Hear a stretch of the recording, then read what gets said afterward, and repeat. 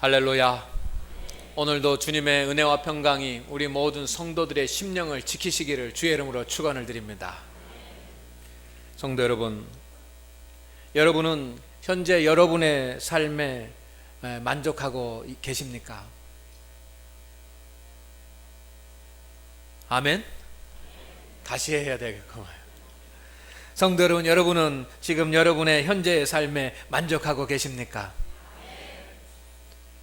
겉으로는 아멘 했지만 속으로는 노멘 하시는 분들도 계시는 것 같습니다.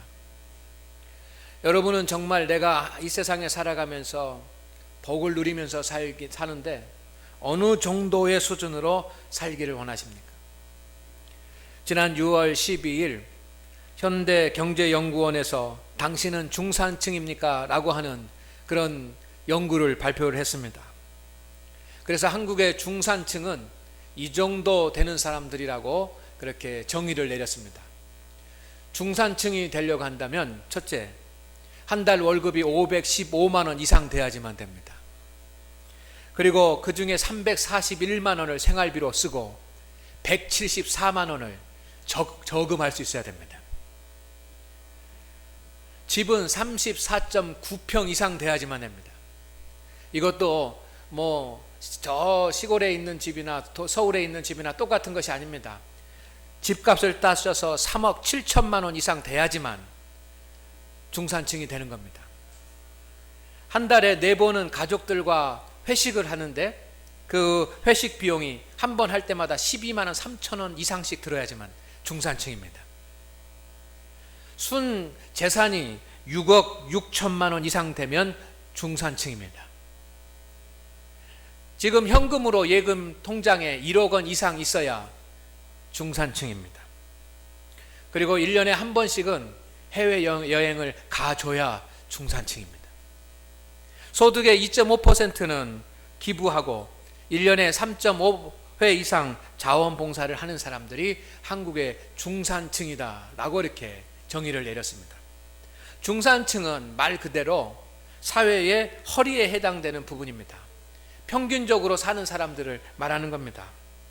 사람들은 갑부가 되는 것은 원하지 않더라도 갑부까지는 소망하지 못하더라도 우리 모두의 마음 가운데 적어도 나는 중산층은 되었으면 좋겠다라고 하는 그런 마음이 있습니다. 하지만 중산층이 되는 것은 쉽지 않습니다. 오늘 맥주 감사 주일로 하나님 앞에 드립니다. 하나님께 감사를 드리는 절기입니다. 여러분, 오늘 감사절을 맞이하면서 여러분은 진정 하나님께 감사하며 살아가고 계십니까? 정말 내 심령 깊은 곳에서 하나님, 내 인생 하나님 주셨으니 감사합니다 라고 살고 계십니까? 정말 우리는 감사의 사람이 될 수 있을까요? 지금 여러분은 현재의 삶에 만족하시면서 얼마나 감사하면서 살아가고 있습니까?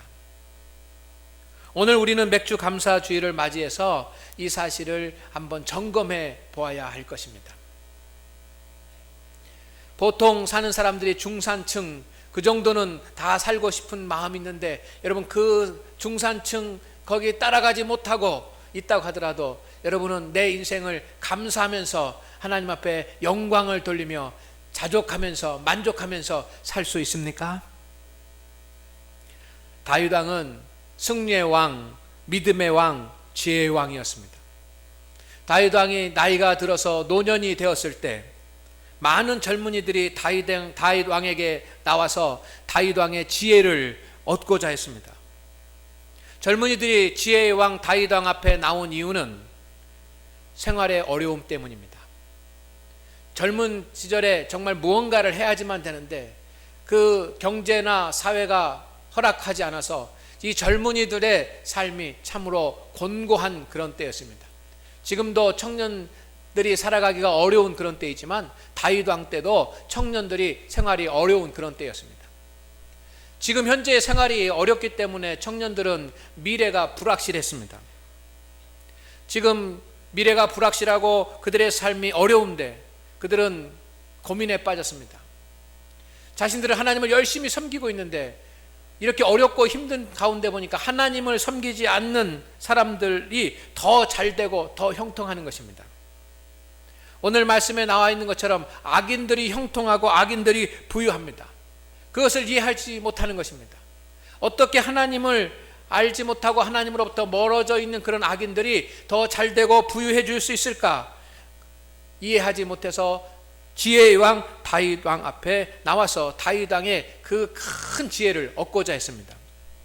성도 여러분, 성경에는 악한 자와 선한 자가 구별이 됩니다.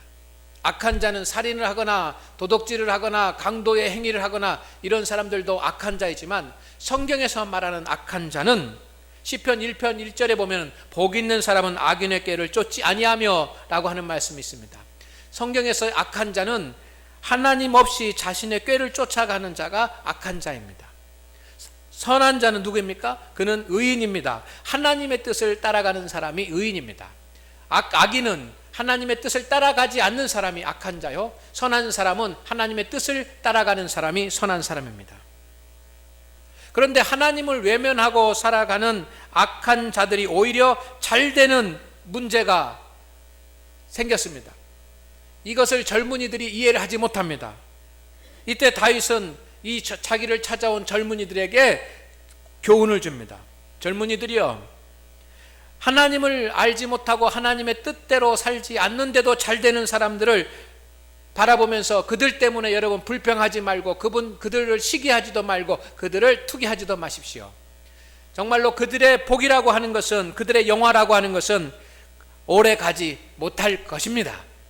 그러니 악한 사람이 잘 되는 것을 부러워하거나 투기하거나 시기하지 마십시오 라고 권면합니다. 그리고 두 번째 다윗 왕이 교훈하는 교훈은 뭐냐면, 복의 기준을 똑바로 하십시오. 복의 기준을. 젊은이들이여, 여러분 복의 기준을 정확하게 알아야 됩니다. 복의 기준은 물질의 많음과 인생의 성공이 복의 기준이 아니라, 복의 기준은 지금 하나님과 함께 하느냐 함께 하지 못하느냐가 복의 기준인 것입니다 라고 다윗 왕이 젊은이들을 향하여 외칩니다. 515만 원 이상 월급을 받느냐 받지 못하느냐 라고 하는 그것이 복의 기준이 아니고, 34.9평 이상 아파트 3억 7천만 원 이상짜리 집에 사느냐 살지 못하느냐 라고 하는 것이 복의 기준이 아니라, 1년에 한 번씩 해외여행을 갈 수 있느냐 가지 못하느냐 라고 하는 것이 복의 기준이 아니라, 복의 기준은 지금 하나님과 함께 하고 있느냐 라고 하는 것이 복의 기준인 줄로 믿습니다. 성도 여러분, 때문에 지금 우리가 하나님과 함께 하고 있다고 한다면, 지금 하나님과 함께 동행하고 있는 것이 감사의 조건이 되는 줄로 믿습니다. 내가 어떤 것을 가졌느냐, 내가 어떤 것을 이루었느냐, 내가 어떤 것을 소유하고 있느냐라고 하는 것이 감사의 조건이 되는 것이 아니라, 지금 내가 하나님과 동행하고 있느냐, 하나님과 함께하고 있느냐라고 하는 것이 우리의 감사의 조건이 되는 것입니다. 왜냐하면 복이라고 하는 것은, 축복받은 사람은 하나님과 지금 동행하고 있는 사람이기 때문입니다. 지금 하나님과 함께하고 계시다면 여러분이 복받은 사람인 줄로 믿습니다. 지금 주님과 동행하고 계시다면 여러분이 복받은 사람인 줄로 믿습니다. 성도 여러분, 지금 내가 하나님 안에서 살아가고 있는 것이 축복이요 감사의 조건이 된다라고 하는 사실을 잊지 않기를 주의 이름으로 축원을 드립니다. 많은 사람들은 얼마나 많은 것을 누리면서 사는지, 얼마나 많은 것을 얻는지, 이것을 감사의 기준으로 삼습니다. 그러나 그리스도인들은 그것이 감사의 기준이 되는 것이 아니라, 외양간에 송아지가 없을지라도 주님과 동행하고 주님 안에 있고 주님과 함께하면 이것이 복입니다. 우리는 악인의 삶이 아니라 의인의 삶을 살 수 있도록 해주신 하나님 앞에 감사해야 합니다. 진심으로 감사할 수 있어야지만 합니다. 오늘도 주일을 맞이해서 우리 장안교회 모든 성도들이 함께 다 나와서 하나님 앞에 예배를 드리고 하나님 앞에 경배를 드립니다. 2층에도 3층에도 그리고 유아실에도 우리 성도들이 다 나와서 하나님 앞에 이 시간 거룩한 예배를 드리고 있습니다. 여러분, 지금 우리가 거룩한 성일을 맞이해서 주의 성전에 나와서 하나님 앞에 예배 드리고 있다라고 하는 이 사실이 하나님 앞에 나와서 예배 드릴 수 있는 믿음을 가졌다라고 하는 것이 복인 줄로 믿습니다. 비가 오나 눈이 오나 새벽에 주의 성전을 찾아 나와서 기도하는 성도들이 있습니다. 성도 여러분, 그들은 다 삶이 다릅니다. 어떤 사람은 실패한 사람도 있고 어떤 사람은 성공한 사람도 있고 어떤 사람은 즐거운 사람도 있고 어떤 사람은 슬픈 사람도 있고 어떤 분은 건강한 분도 있고 어떤 분은 병약한 분도 있습니다. 그렇지만 그것이 복의 기준이 아니라 이 새벽에 하나님 앞에 나와서 엎드려 주의 음성을 듣기 위하여 하나님 앞에 기도한다라고 하는 것, 그것이 기도할 수 있는 것, 그것이 축복인 줄로 믿습니다. 그 자체가 축복. 지난 토요일 어제 일남신대 회원들이 또 8분이 그 교회의 화단을 제초 작업을 했습니다. 저는 하시는 줄을 몰랐습니다. 그런데 새벽에 모여가지고 다 하고 그리고 아침에 제가 출근을 하다 보니 깨끗해졌습니다. 주님의 일을 즐거워하면서 감당할 수 있다고 한다면 마지 못해서 하는 것이 아니라 주님의 일을 즐거워하면서 감당할 수 있는 것, 그것이 축복받은 것인 줄로 믿습니다. 그 믿음, 그 마음이 복입니다. 오늘 성가대가 하나님 앞에 영광의 찬송을 드렸습니다. 성가대가 화음을 맞춰서, 여러분 성가대가 찬양을 하는데 가장 중요한 것은 화음을 잘 맞추는 것입니다. 목소리가 다 다르고 다 그 크기도 다르고 다 성량도 다르지만 제일 중요한 것은 화음을 잘 맞추는 것입니다. 그래서 한 사람이 노래하는 것처럼 그렇게 잘 화음을 맞추는 것, 이것이 잘하는 성가대입니다.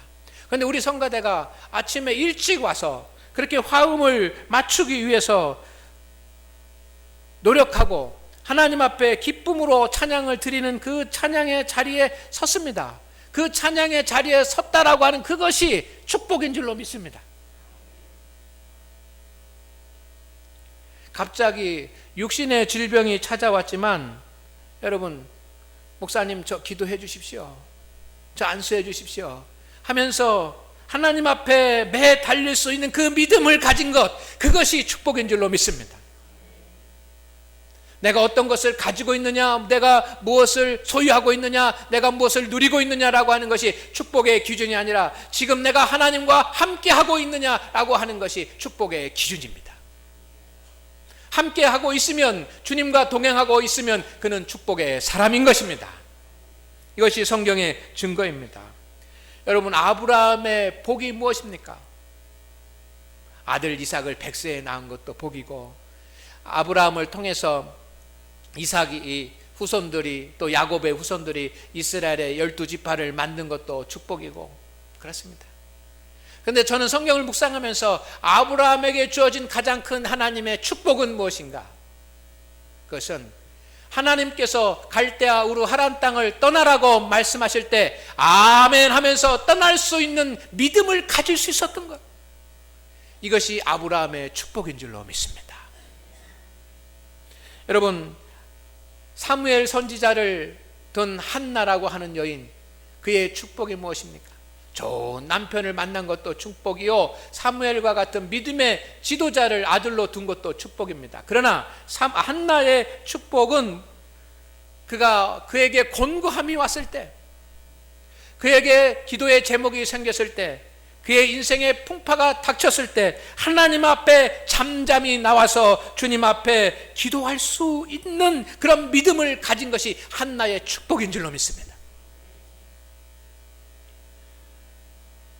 갑절의 복을 받은 욥, 하나님께서 그가 잃어버린 것보다 2배의 축복을 해 주신 것도 욥에게는 축복입니다. 그러나 욥의 축복은 저는 하나님을 부인하지 않고 환난과 시련 가운데서도 하나님의 은혜와 하나님의 축복을 기다릴 수 있는 믿음을 가졌던 것, 이것이 욥에게 주어진 최고의 축복이라고 믿습니다.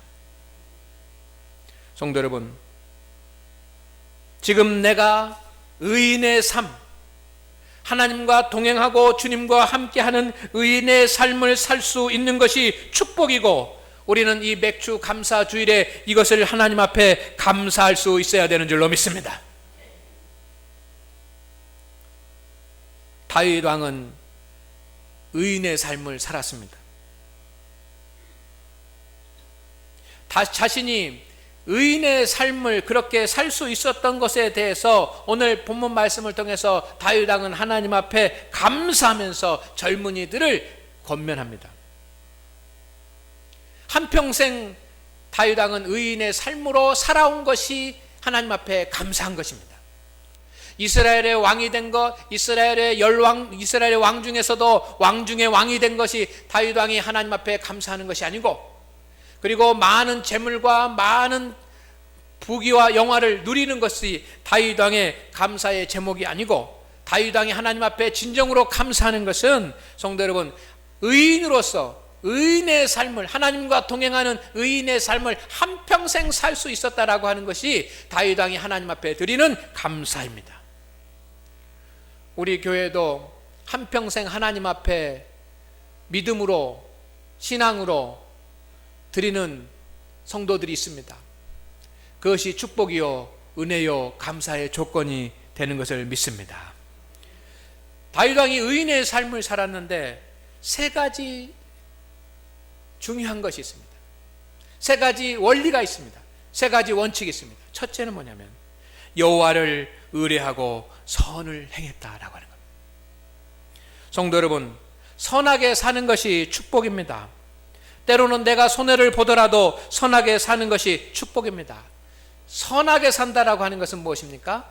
착하게 산다라고 하는 말, 뛰어넘는 말입니다. 성경에서 선하게 산다라고 하는 것은 하나님 보시기에 좋은 대로 사는 것입니다. 선이라고 하는 것은 좋다라고 하는 말이고, 히브리어로는 토브라고 하는데, 성도 여러분이 하나님 보시기에 좋은 것입니다. 아멘. 그냥 선하게 사는 것이 아니라 하나님을 의지하고 하나님을 의뢰하고 선을 행하라 라고 말씀합니다. 하나님을 의뢰하고 하나님 보시기에 기쁨이 되고 하나님 보시기에 좋은 편에 서서 사는 사람이 의인의 삶을 사는 것이고, 그렇게 살 수 있다고 한다면 그렇게 사는 것이 축복인 것입니다. 성도 여러분, 하나님 보시기에 좋은 편을 택하시기를 바랍니다. 다윗 왕은 하나님 보시기에 좋은 일을 행한 사람입니다. 우리도 하나님 보시기에 좋은 일을 행하며 살기를 주의 이름으로 축원을 드립니다. 내가 정말 믿음 안에서 여호와를 의뢰하면서 하나님 보시기에 좋은 일을 도모하려고 한다고 한다면 그는 축복받은 사람입니다. 물질이 많고 적음을 떠나서 그는 이미 하나님의 복을 받은 사람입니다. 두 번째, 다윗 왕은 의인의 삶을 사는 원칙 두 번째가 여호와를 기뻐하였다 그랬습니다. 오늘 말씀에도 보니까 4절에 또 여호와를 기뻐하라 라고 말씀합니다. 여호와를 기뻐하라고 하는 말은 하나님이 주시는 은혜와 하나님이 주시는 능력과 하나님이 주시는 선물을 통해서 즐거워하라라고 하는 말입니다. 다윗 왕은 하나님이 주시는 은혜로 즐거워하는 축복을 받은 사람입니다. 여러분, 하나님이 주시는 은혜로 인하여 기쁨을 얻고 하나님이 주시는 능력으로 인하여 여러분이 기쁨을 얻는다고 한다면 이미 여러분은 축복받은 성도인 줄로 믿습니다. 다윗 왕은 말씀을 통해서 기쁨을 얻었습니다. 찬양을 통해서 기쁨을 얻었습니다. 기도를 통해서 기쁨을 얻었습니다. 우리도 말씀과 찬송을 통해서 기쁨을 얻는 자가 되기를 주의 이름으로 축원을 드립니다. 내가 말씀과 찬송과 기도를 통해서 기쁨을 얻을 수 있다면, 하나님이 주시는 기쁨을 얻을 수 있다고 한다면 그가 의인의 삶을 사는 것이고 그것이 축복인 것입니다.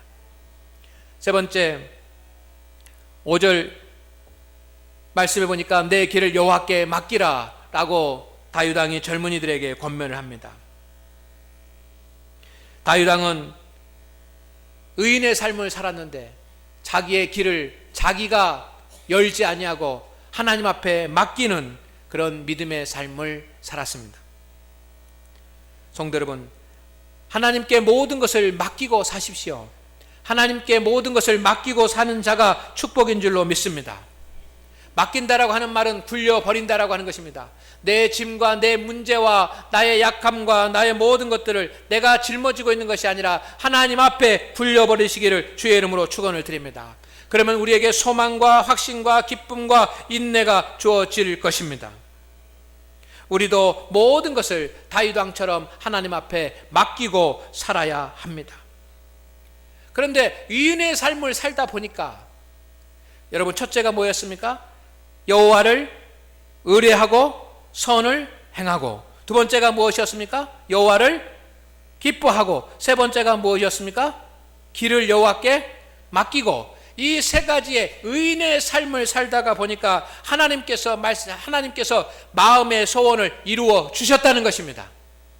그리고 하나님께서 정오의 빛같이 빛나게 다윗의 인생을 축복해 주셨다는 것입니다.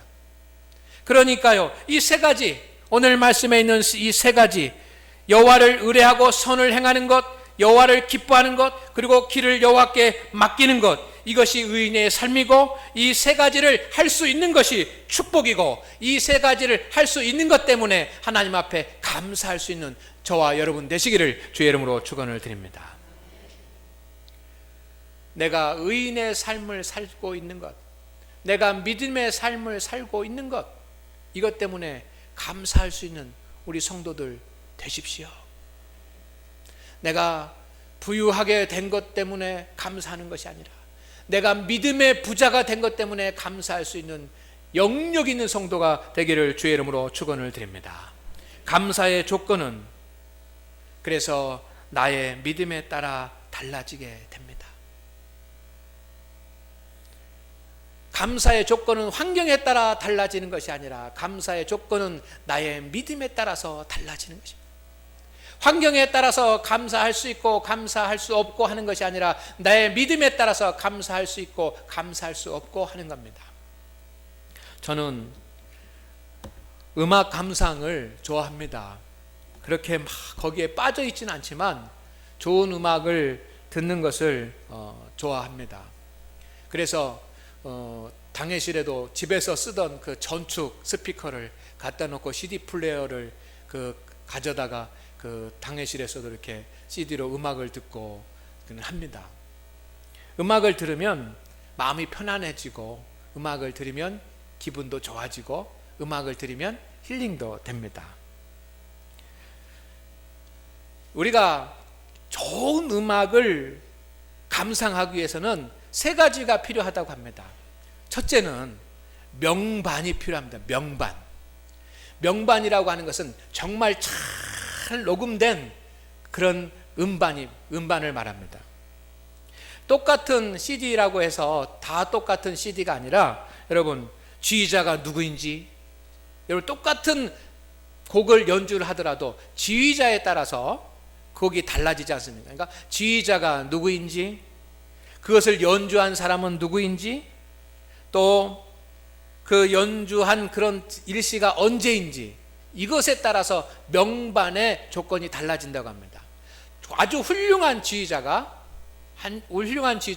훌륭한 연주자들과 함께 연주를 했다고 하더라도 연주는 사람이 하는 것이기 때문에 어떤 때는 잘 될 수도 있고 어떤 때는 못 될 수도 있습니다.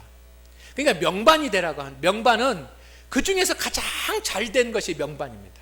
가장 뛰어난 지휘자가 가장 뛰어난 연주가들과 함께 연주를 했는데 그 중에서도 제일 잘 녹음이 된 것, 이것을 명반이라고 합니다. 좋은 음악을 감상하기 위해서는 명반이 있어야지만 됩니다. 두 번째, 좋은 음악을 감상하기 위해서는 좋은 오디오가 있어야지만 됩니다. 제가 당회실에 갖다 놓은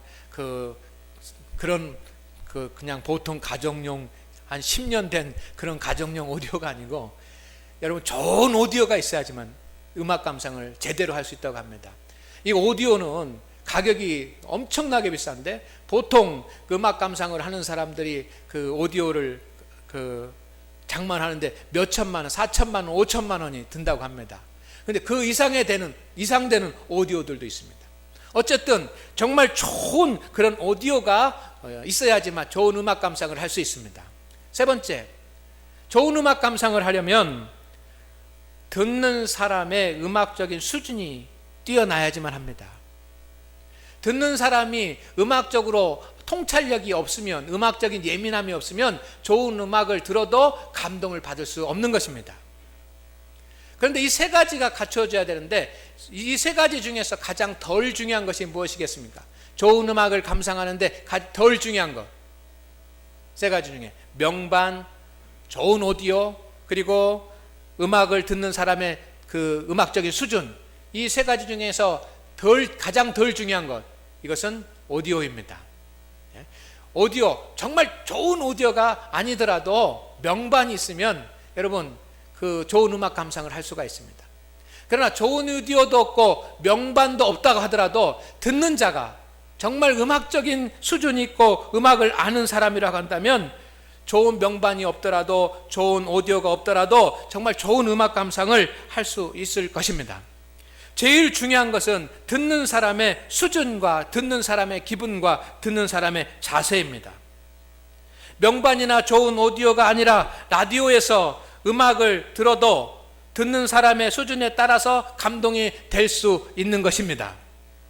제가 어떤 책을 보니까 그렇게 기록이 되어 있더라고요. 내 몸이 가장 좋은 악기다.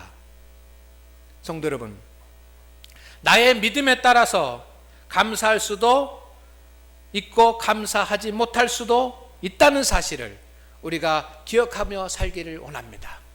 하나님 앞에서 내 몸이 어떠냐, 내 마음이 어떠냐, 내 믿음이 어떠냐에 따라서 감사할 수 있는 사람도 되고 감사하지 못하는 사람도 될 것입니다. 그러나 믿음 안에서 의인의 삶을 사는 그런 사람은 언제나 하나님 앞에 온전한 감사를 드릴 수 있을 것입니다. 그런 감사를 드리는 성도들 되시기를 주의 이름으로 축원을 드립니다.